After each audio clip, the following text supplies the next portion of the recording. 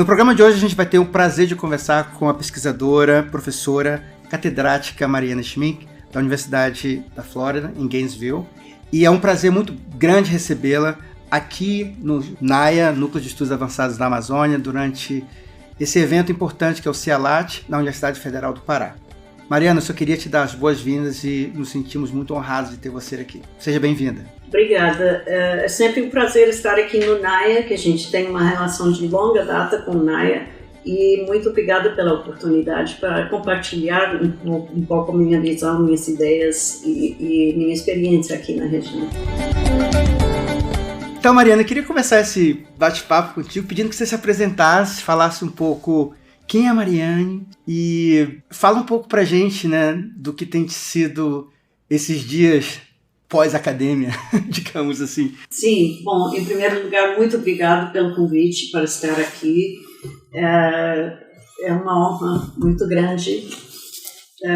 E Belém, para mim, eu tenho muito carinho pelo Belém, meu lugar favorito do Brasil.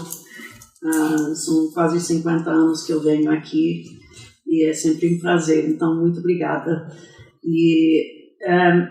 Eu sou professora aposentada da Universidade da Flórida, do Centro de Estudos Latino-Americanos, e ex-diretora de um programa grande chamado Conservação e Desenvolvimento Tropical, no Centro mesmo de Estudos Latino-Americanos. Passei quase 40 anos dirigindo esse programa e há 5 anos me aposentei totalmente. Hoje estou muito feliz de poder me dedicar mais à atividade na minha própria comunidade de Gainesville, Florida, fazendo o mesmo tipo de trabalho, apoiando as comunidades lá, do que a gente tentava fazer aqui no Brasil, na Amazônia. É muito interessante, porque o estudo, né, esse núcleo, né, que você fez parte durante tanto tempo, continua ativo e com muita, né, importância, eu diria, para os nossos, né, novas gerações de estudiosos sobre a Amazônia. Né? Fala um pouquinho, se você puder, sobre o núcleo, né, que eu acho importante os ouvintes saberem um pouco desse núcleo, porque eles oferecem algo que acho que nenhuma instituição oferece em termos de apoio, né, de becas para os estudantes, enfim, é um núcleo, eu diria, quase que completo em termos de preparar os estudantes para entenderem, né, a região. Isso começou já nos anos 80, que a gente, o Centro de Estudos Latino-Americanos é uma unidade interdisciplinar dentro da estrutura universitária, que foi uma grande vantagem, porque a gente podia trabalhar e juntar pessoas, estudantes e professores das diversas áreas da universidade, que uma coisa que na época era um pouco comum. E havia um pessoal da área de ciências biológicas que começou na mesma época com um programa de bolsa de estudo para estudantes da América Latina em geral. E então a gente começou a juntar as áreas biológicas e sociais, tentando criar um espaço de pensamento interdisciplinar, de aprendizagem interdisciplinária e de reconhecimento das ligações entre o meio ambiente e a vida e o bem-estar das pessoas. A gente começou com um grupo de professores tentando nós mesmos entender quais seriam as pontes, as diferenças teóricas e metodológicas para poder orientar os estudantes. E criamos um laboratório interdisciplinário de um curso sobre a Amazônia, onde se podia discutir a questão da geologia, biologia, ecologia da Amazônia e o desenvolvimento econômico, social, as questões políticas, os movimentos sociais, e juntar estudantes e professores dessas áreas numa mesma sala de aula. Foi a grande inovação que eu acho que nós tivemos. Eu acho que uma das maiores contribuições que a gente tem como ser registrada dentro dos estudos, né, que permitiu não somente que muitos estudantes tivessem acesso, né, ao conhecimento e in loco também. Mariane, mudando um pouco de assunto, porque o teu trabalho é fruto dessa experiência desse núcleo. Ou seja, você fez parte da formação, do processo de constituição. Ao mesmo tempo, a tua pesquisa também nasce, né, dessa conversa, esse diálogo com o núcleo, né, de várias formas. Conflitos sociais e a formação da Amazônia, que é o teu livro, é considerado um estudo fundamental para entender, né, sobre a fronteira amazônica. É um estudo longitudinal que nos permite, né, ver, perceber, sentir as mudanças ao longo do tempo, que nos fazem ver Amazônias, né, no plural. Então, por que você acha que essa abordagem de entender as fronteiras, conhecer esse diálogo nas fronteiras, de que maneira esse estudo se torna seminal para a gente entender e perceber outros possíveis na região? No começo, a gente foi para a Amazônia, para o sul do Pará, no final dos anos 70, foi numa época militar, de muita repressão política, ou seja, a região até da guerrilha do Araguaia, só que não era publicamente conhecido. E a gente não percebia no começo. Nós fomos aprendendo com o decorrer do tempo como a coisa foi se complicando. Depois da primeira experiência, nós decidimos criar um estudo longitudinal sobre antes e depois da chegada da estrada numa cidade de Beira-Rio, São Félix do Xingu. Era uma coisa simples, antes e depois. Só que essa estrada demorou 10 anos para chegar no povoado. Nesses 10 anos, foram evoluindo de forma muito dramática as fronteiras. Primeiro, conflitos pela terra, que já estavam muito acerridas nessa época dos 70, e que foram evoluindo de formas muito complicadas, exatamente com o decorrer da transição para a democracia, inclusive. Então, a gente começou a ligar a política nacional do Brasil com o que estava acontecendo no chão. Ao mesmo tempo, foram surgindo outros elementos da expansão da fronteira e, com isso, foram surgindo novos povoados na beira da estrada, que a gente foi contando, então, a história da extração de madeira, as serrarias que fundaram povoados, depois a invasão massiva, a migração massiva para esses povoados que surgiram de um dia para outro, o surgimento nos anos 80 dos garimpos de ouro, com o aumento do preço global. Então, vendo essas ligações todas, a gente viu como o global, nacional e regional e local foram se interagindo de formas muito complicadas. Surgiu Serra Pelada. Esses fenômenos não eram possível prever, foram surgindo com o decorrer do tempo. E a gente conseguiu, então, acompanhar todas essas mudanças e tentar entender como a história maior interagia com os acontecimentos locais nessa estrada. E nesse momento, eu acho que é super interessante, porque quando a gente dá marcha atrás e olha, teu estudo ele continua tão importante para entender toda essa dinâmica, tanto local, não como regional, como estadual e como no nível federal. Mas em 2014 você voltou para fazer um reestudo com alguns dos seus ex-alunos. O que mais te surpreendeu nessa volta em termos de mudanças que ocorreram em São Félix? Primeiramente você mapeou que já foi inovador, já foi algo que ninguém tinha feito antes, né? Que permitiu a gente ter acesso às informações que hoje nos permite aí olhar para aquele local e ver essas transformações maiúsculas.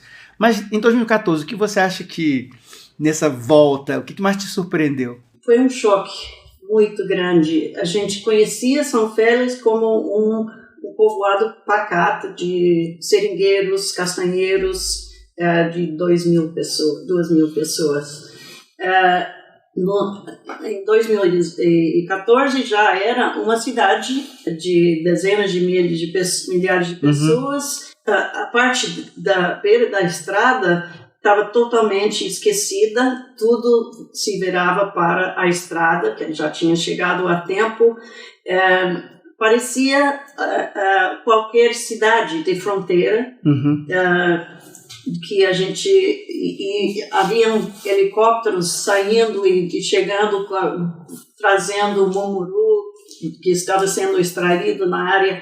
Era um choque muito grande. Nessa época foi chamado o capital do gado do Brasil. Um dos municípios que tinha o maior número de gado. Então, nunca havíamos imaginado esse futuro para essa cidadezinha de São Félix.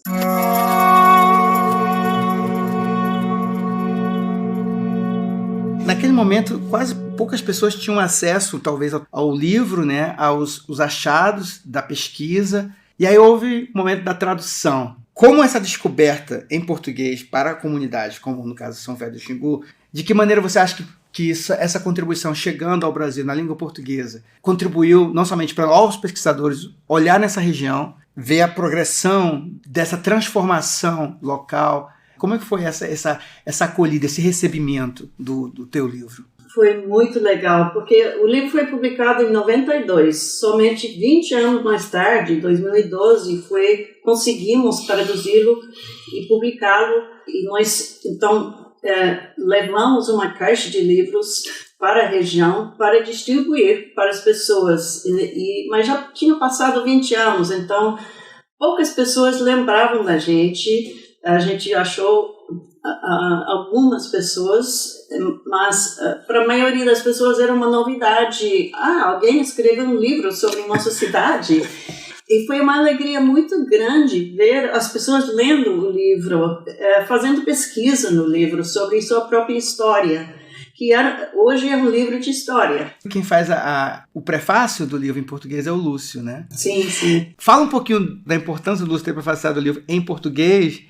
E se você puder contar um pouco, se você lembrar daquela história do avião, dessa parada, que se não fosse essa parada, talvez vocês não tinham feito o que vocês fizeram. O Lúcio foi fundamental em toda a história. Ele foi o nosso orientador sobre todas as coisas amazônicas.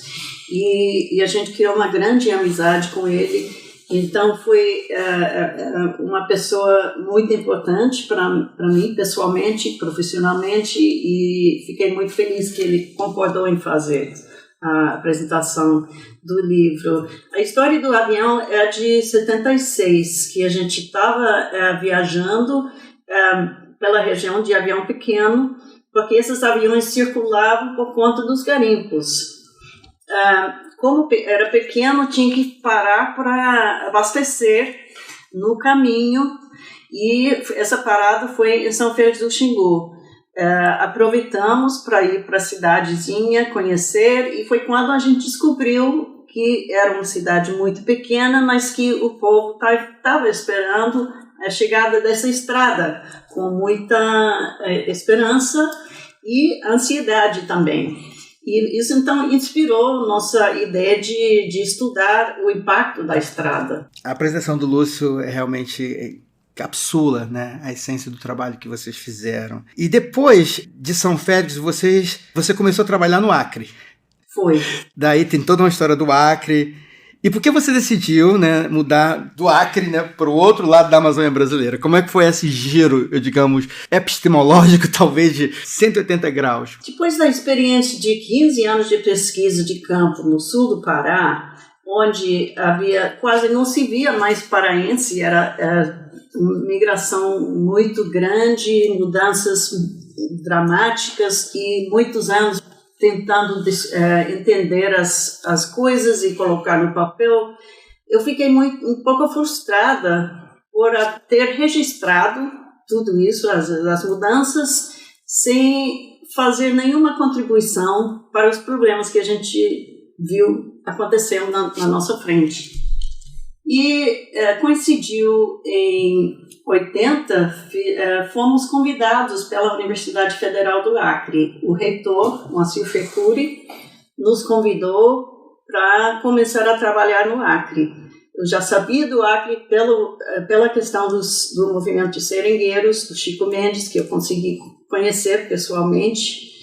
E para mim, então, foi uma outra possibilidade de poder ajudar a ter algum impacto, alguma contribuição. Aí a gente começou a fazer visita ao Acre e a fazer parceria com a universidade.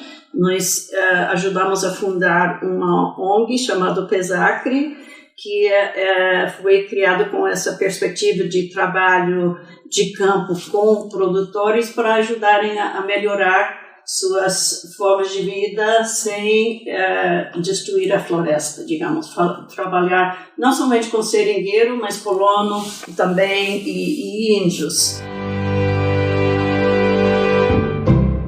Mariana, eu sei que é um parêntese, mas você lembra desse encontro que você teve com o Chico Mendes, como é que ele foi? Eu conheci o Chico várias vezes, mas a primeira vez foi muito interessante porque a gente ia de um lugar para outro, entrava num outro carro, era assim como clandestinidade. A gente se encontrou na colocação mesmo dele, no Seringal, que era o aniversário do filho dele, o primeiro aniversário do filho.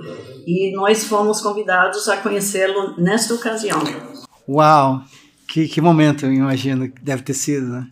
Nesse processo, Mariana, você, não somente, né, através dessa jornada, essa incursão dentro da floresta, como professora, como educadora, como pensadora, você, através de várias iniciativas, né, do teu trabalho, você criou, né, co-criou outros projetos e iniciativas com a Universidade da Flórida, também proporcionou que outros alunos brasileiros, especialistas na Amazônia, pudessem ir aos Estados Unidos, fazer pós-graduação, janelas que se abriram através do teu trabalho. Pode falar um pouco para a gente por que você decidiu focar, né, dar atenção a esse diálogo de saberes entre Estados Unidos e Brasil, Brasil e Estados Unidos, e quais você acha que foram os projetos que talvez tenham tido mais êxitos, né, nesse processo?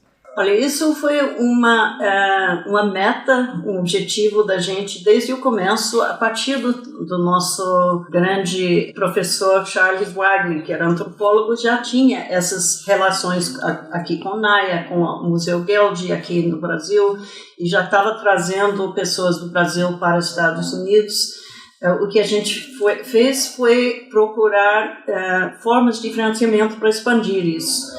Nós conseguimos batalhar um fundo permanente para a Bolsa de Estudante da América Latina.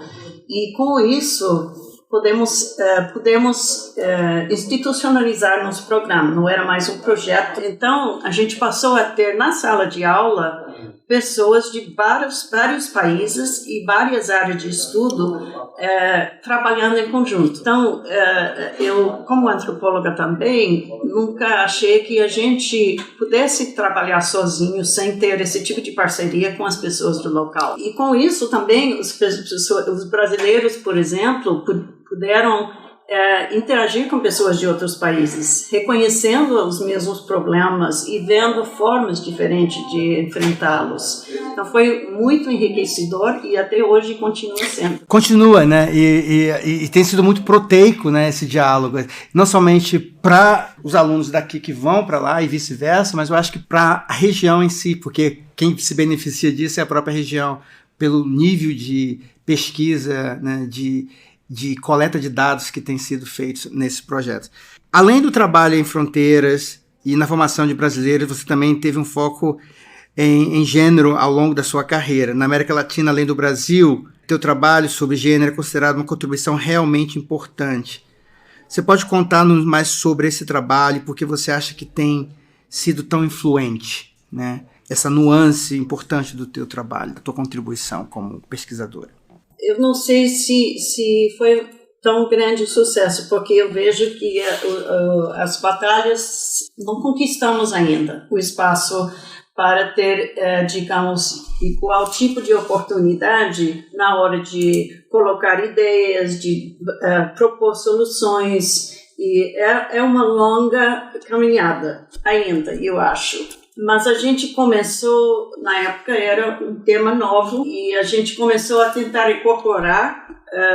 Nós fizemos um projeto com o Brasil, Peru e Equador, onde a gente juntava pessoas nos vários países e fizemos questão Então, de criar espaços para que as mulheres pudessem falar, criar confiança para poder também participar nos grupos mistos e entender melhor como o trabalho da mulher muitas vezes era invisível, porque não contabilizado no mercado, como o homem era mais o ganha-pão, digamos que o trabalho dele era muito visível, mas da mulher, não tanto somente o trabalho doméstico, mas também os trabalhos para a subsistência familiar, para o cuidado da natureza, plantas medicinais, uma série de atividades que eram fundamentais para o bem-estar das famílias. Então, foram mais ou menos nesses princípios que a gente procurou aumentar a visibilidade e a possibilidade das mulheres terem incidência nas decisões. Fica muito mais evidente para nós hoje do que no passado o papel da mulher em todo esse processo, né? Há comunidades indígenas que não existiriam hoje demarcadas se não fosse pelas mulheres, né? Sim.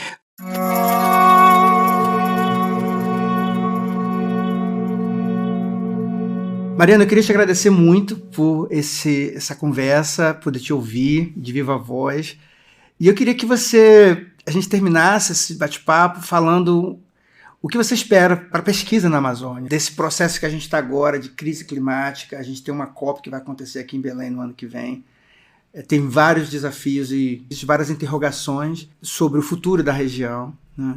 E você é uma pesquisadora que passou, eu diria, metade da tua vida, não sei se seria exagero colocar, dedicada a essa região, às suas comunidades, aos seus povos. Qual seria o teu sentido de esperança ou ainda para a região? Como que você percebe, né? Às vezes a gente desespera ao ver o que está acontecendo, mas eu sou uma pessoa otimista e o fato, por exemplo, dos grupos indígenas estarem na linha de frente hoje é um bom sinal, porque eu acho que um dos problemas é a evolução da pesquisa para um nível tão agregado que não se enxerga mais as pessoas na paisagem. E as pessoas que cuidam, que sempre cuidaram faz 10 mil anos, então os indígenas estão numa luta pela vida, e não pela vida somente deles, sim, mas da região como um todo. E essa região amazônica é uma das áreas, dos locais críticos para a questão da mudança climática, uma coisa que hoje não está começando a ser visto, entendido, como a questão da água afeta a agricultura no continente, com essas secas. Eu vim agora de Bogotá, onde está havendo racionamento de água, e estava numa reunião de planejamento do painel científico sobre a Amazônia para o COP30, que vai acontecer aqui em Belém, tentando ver como, de melhor forma, ajudar a informar todos os níveis, os governos, o público, as pessoas mesmo da região, sobre essas interligações entre a mudança climática global e o que está acontecendo na região amazônica e nos locais exatamente diversos daqui da região. Super importante isso, porque às vezes a gente tem uma visão macro, mas a gente precisa dessa visão local, de como as comunidades, as famílias, os ribeirinhos, como está afetando localmente, né, toda a engrenagem do funcionamento da região. Que é um grande mosaico de diversidade, não é uma coisa só. Uhum. Isso a gente tem que entender e reconhecer e trabalhar, apoiar. Com isso a gente fica por aqui. Queria te agradecer mais uma vez, Mariana, por esse papo, por o teu tempo precioso de estar aqui conosco. Foi muito bom. Muito obrigado. Obrigada. Eu sou Marcos Colom e este foi mais um Latitude Cast, produzido pela Amazônia Latitude, um veículo sem fins lucrativos, cujo lema é Ciência e Jornalismo pela Floresta.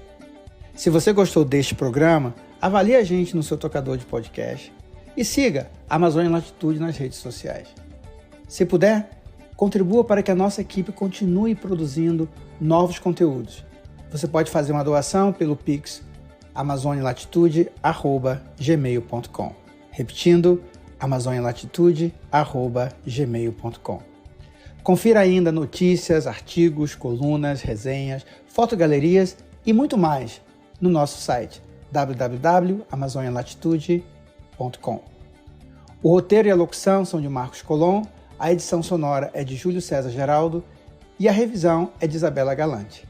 Agradecemos a sua audiência, um grande abraço e até a próxima.